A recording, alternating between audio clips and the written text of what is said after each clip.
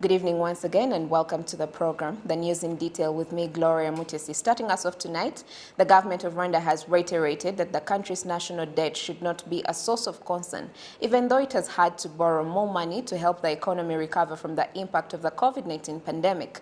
The statement was made on Wednesday as the country's draft national budget was presented to parliamentarians. Saishnore has more.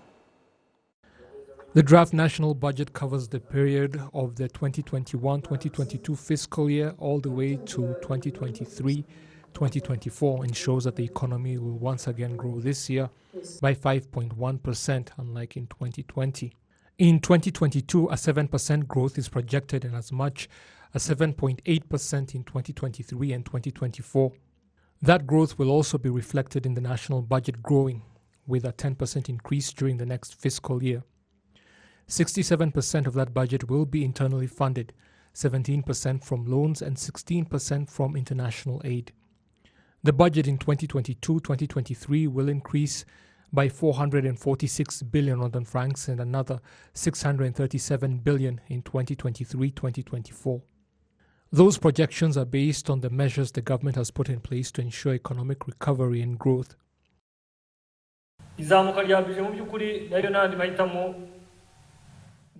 I believe increasing the national budget is the right thing to do as a country. During this fiscal year we are concluding, we saw close to a 15% increase. For 2021-2022, there will be another increase of close to 10%. The reason has to do with fighting the economic effects of the COVID-19 pandemic, with money provided as aid going to the Economic Recovery Fund to help businesses, and money also used directly in efforts to fight the pandemic itself. During the next 2 years, funds will be set aside to buy vaccines. Therefore, the budget increasing should not be seen as a problem because not increasing it would only lead to more economic problems. Also, remember that last year, we carried out activities like building 22,500 new classrooms. That means we must hire more teachers, and that costs more money, meaning a bigger budget.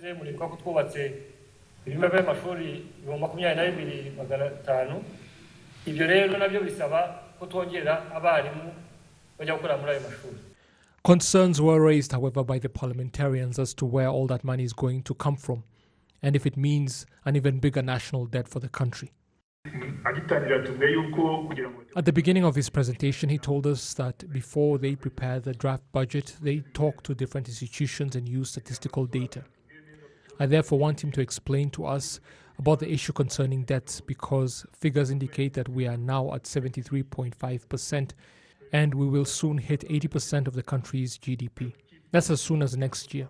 Yet the goal is to reduce that figure to 65%. How exactly are we supposed to do that? I think this is very worrying and could trigger an economic and social welfare crisis in the country. I would like them to explain what is being done to reduce the heavy debt burden we are bearing as Rwandans so that we do not pass it on to our children and grandchildren.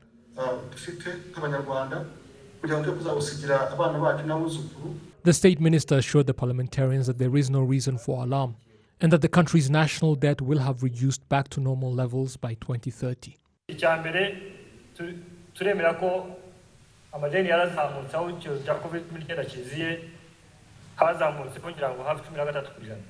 First off, we acknowledge that the debt has increased ever since the COVID-19 pandemic began. I believe by as much as close to 13%. Before the pandemic, our debt was classified as low, and by the end of last year, it was classified as moderate. That is the category we are still in, and there is a lot of room before we hit high, which is when people start becoming worried. Still, we are taking measures now, and they include strengthening our private sector because the greater its role in the economy, the less the government has to spend when it comes to the national budget.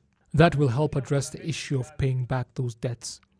Also, please note that most of the money we borrow is that of concession, cheap loans over a long period of time. The grace period is also very long. For example, a 40-year loan may not become active before 5 years have elapsed. And that gives us more than enough time to prepare to start making those repayments.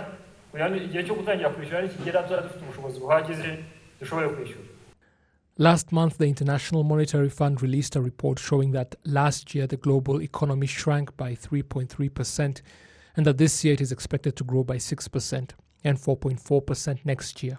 Short-term projections put the growth at 3.3%. The Central Bank of Rwanda says electronic payments have tremendously increased in the first quarter of 2021 by 92%, while the governor of the central bank, John Rwangobwa, assures that they are working closely with service providers to see the prices more affordable. Fiona Mbabazi has more. In a statement by the Financial Stability Committee, the financial sector assets continued to grow despite challenges posed by the COVID-19 pandemic. At the end of March 2021, total assets grew by 22.5% year-on-year compared to 14.5% growth registered at the end of March 2020. According to the statement, this performance is mainly mirrored in the banking sector, whose total assets shared 67.4% of financial sector assets. The banking assets increased by 23.6% to 4.5 billion Rwand francs compared to the microfinance sector assets, which also increased by 14.6%. The assets of the financial sector increasing by 22.5%, mainly driven by the banking industry, which is the dominant subsector of the financial sector. It's remained really around 67-68%. So as you see, by this quarter, banking sector is 67.4%. So this is driving the overall performance of the assets of the financial sector, though even the other subsectors had increase in their assets. So again, as Arya said, we saw deposits increasing linked to higher government injections and less demand from the economic actors in terms of withdrawal of deposits. But generally speaking, we saw increase in deposits, but plus also injection in new capital and retention of capital. However, the credit risk increased as the pandemic continues to weigh on the performance of borrowers' incomes, especially in the corporate sector, where the central bank statistics indicate that the non-performing loans increased to 6.6% in March, compared to 5.5% last year. In the first quarter of this year, and that was expected. I think in the last communications we've had with you, we indicated that the credit risk was real, and we expected to see challenges linked to reduced incomes of the borrowers, and so we saw NPLs increasing to 6.6% from 4.5% we had in December. Originally, total restructured loans were 763 billion, which was about 29% of the total loan book. Of that, 451 have resumed payment, and 312, which is about 11.8%, remain under moratorium. According to the central bank, the foreign exchange market remained stable as of end of April 2021. The Rwandan franc had depreciated by 0.993% compared to 0.996% in the same period of 2020. The Monetary Policy Committee maintained an accommodative monetary policy stance by keeping the central bank rate at 4.5% to continue supporting the banking sector in effort to finance the economic recovery. Reporting for RTV News, I'm Fiona Mbabazi. Thank you, Fiona Mbabazi, for that report. Moving on, the presidents of the Supreme Courts of the East African region are committed to advancing the field of justice in order to improve the provision of judicial services in the region. There is the information gathering. The participants discussed the promotion of law enforcement in general and how technology can be promoted in this regard in order to keep pace with the provision of judicial services and environmental protection. Participants also reiterated that the pandemic has given a lesson to embrace technology as a solution and that prioritizing cooperation is essential.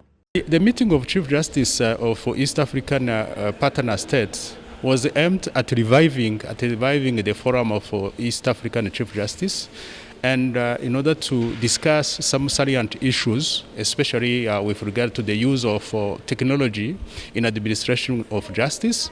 But specifically for today's forum, it is about environmental and sustainability development justice.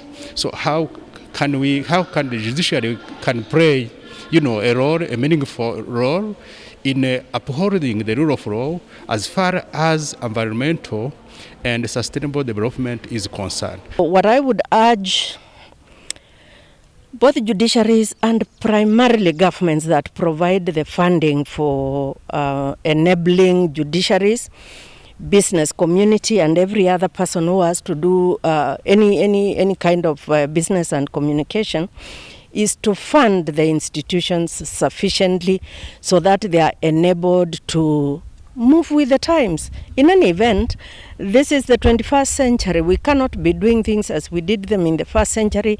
We are in the technological world. Let us behave as though we were there. Let our governments enable us to discharge functions effectively, because we have to do that now through technology.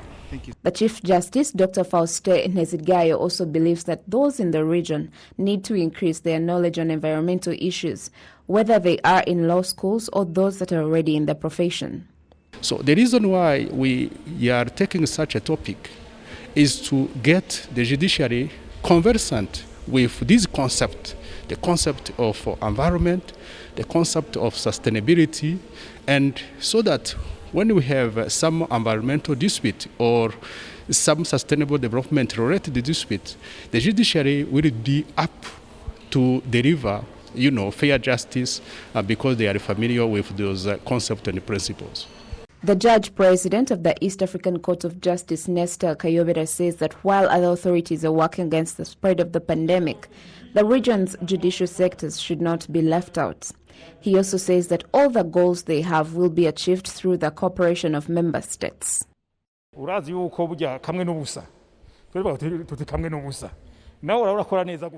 Kirundi, they say that one is nothing, and in the French language, they emphasize that a union will always be powerful.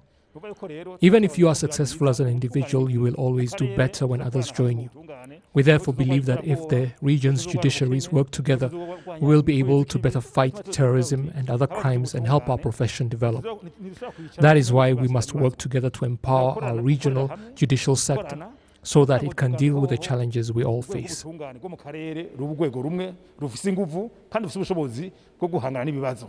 This is the fifth time the meeting has taken place and was attended by members of the judicial sector across the East African region.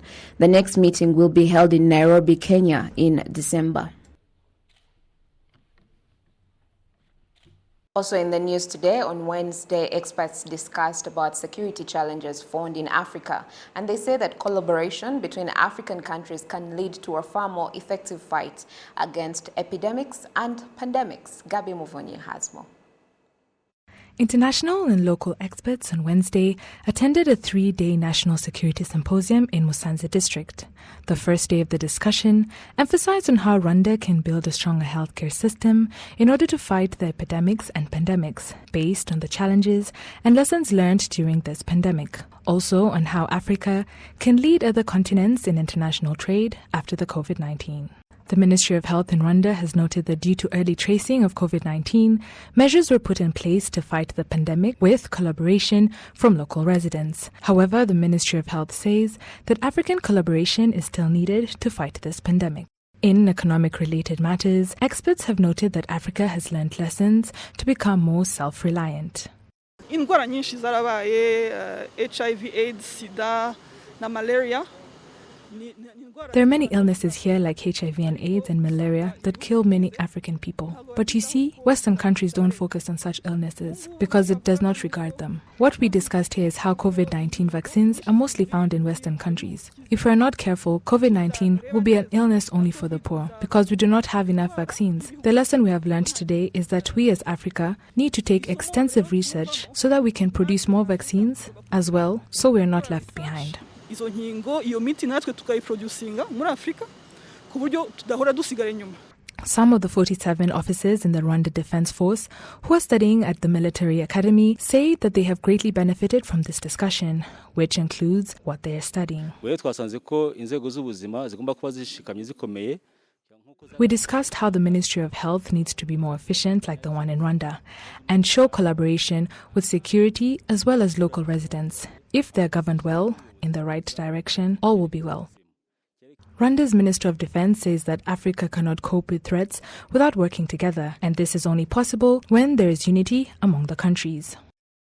As a continent, we will never have the classical and conventional means to deal with contemporary challenges and threats the world is facing today without working together toward a common goal.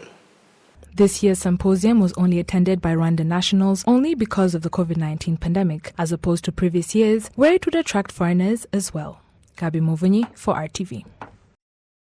Many thanks, Gabi Muvunyi, for that report. Now, 12th May, that marks International Nurses Day. Annually, nurses are appreciating their role in mitigating the spread of the COVID-19 pandemic while doing their duty. In Rwanda, this day was celebrated virtually under the theme called Nurses, a voice to lead a vision for future health care. Ghislaine Mugwaneza explored this. Nurses at different hospitals and health centers say that working in this profession has now become their calling. This work is tiring. It requires commitment. That is why when you do this job with love and commitment, it is really a good job. On Wednesday, Rwanda joined the rest of the world to celebrate International Nurses Day while appreciating the role of nurses in helping to prove better health services, especially now that the country and the world is struggling against the COVID-19 pandemic. In Rwanda, 258 nurses have contracted the virus since the pandemic was first detected in the country back in March 2020, and all have been able to fully recover. The Rwanda Nurses and Midwives Union, however, points out that there is a still huge labor deficit when it comes to the number of nurses in the country. Most of the challenges that we have are related to the number of nurses and midwives. So you see, we have, as I said, we have a very few number compared to the number of population that we are serving. And this has effect on the ground. When you go to the ground, just visit one health center, you will find out that a nurse or a midwife may spend a day duty alone and will serve mothers or one or two mothers on labor, and will also care other patients. So this has absolutely impact on the care that we are providing. To mark the day, this year's theme is focusing on changes and innovations in nursing and how this will ultimately shape the future of healthcare provision. Officials in Rwanda's Ministry of Health have stated that there are strategies in place to address the challenges nurses face. We are having a strategic plan to address those issues. Some of them have been already solved. They talk about horizontal promotion. We are now finalizing pending areas for those people who are working since many years. So it has already been fixed. In terms of working hours, upgradation, so we have a strategic in direction how can we solve those issues. So I think there's a broader picture or strategic way how to can solve these issues. The International Nurses Day has been celebrated since 1974, and according to the Ministry of Health, nurses in Rwanda cover 80% of all services in the health sector. The ministry is currently working to recruit more than 900 nurses to help address their shortage in the sector. Ghislaine Mugwaneza, reporting for RTV. Indeed, happy International Nurses Day to all the nurses out there. Moving on, as Rwanda celebrates International Women in Mathematics Day, women who are experts in mathematics say that young girls should be taught to love the subject while they are still impressionable because it is beneficial to the country. Jane Mutoni continues.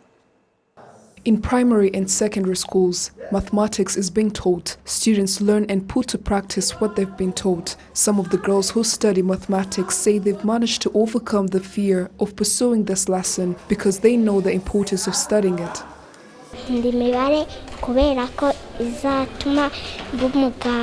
My parents support me as well as my teacher. I love mathematics because it will qualify or enable me to be a doctor. Mathematics helps me while I'm shopping to calculate how much I'll be spending and the balance. We as girls are capable. All we have to do is to be confident in ourselves. Mathematics is taught by both female and male teachers. Mukamusa Karekezi Judith, a teacher at Kimirongo 1 school, who has been in this field of education for 40 years, and her colleague Hundineza Felix believe that a math lesson is so important, and teaching it to pupils at a young age helps them to grow loving it.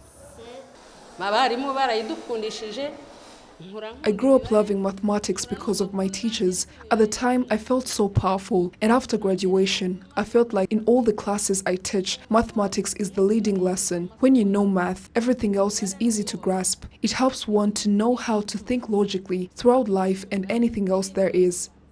Ukurikije mbere igitsina gore wasanga ari abantu bakunda kwisubiza inyuma.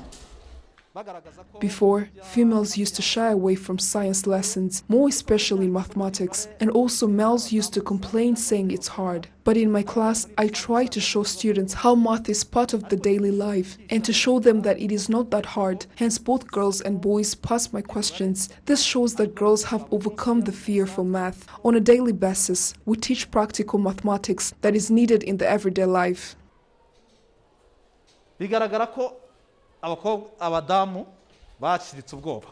In Rwanda, there is an association of 100 women who are experts in technology and mathematics that teach them in colleges and universities. Nyirakamanzi Stephanie, an employee at a project aimed to improve the quality of education and teaching methods in English and mathematics in primary schools, and also one of the organizers of the students and teachers curriculum, says that they are organizing a math competition for young students, especially girls, in order to influence them into loving this lesson at a young age. Time and again, girls have been discouraged by society to pursue this lesson, which is why this day was set to encourage or celebrate the achievements of a woman or a girl child in mathematics and prepare them, because when you start early, it helps the child. That's why we've set up competitions in primary schools to show girls the role they play and to make them more interested in math.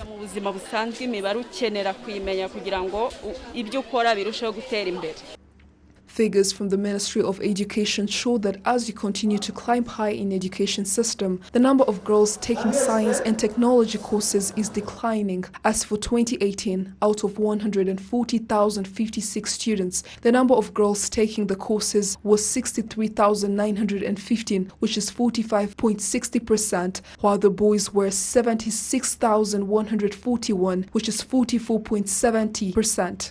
While in 2018-2019 enrollment in institutions of higher learning, out of the 37,055 students in mathematics and technology, girls were 11,897,000, which is equal to 32.10%, while boys were 25,158, which is equal to 67.90%.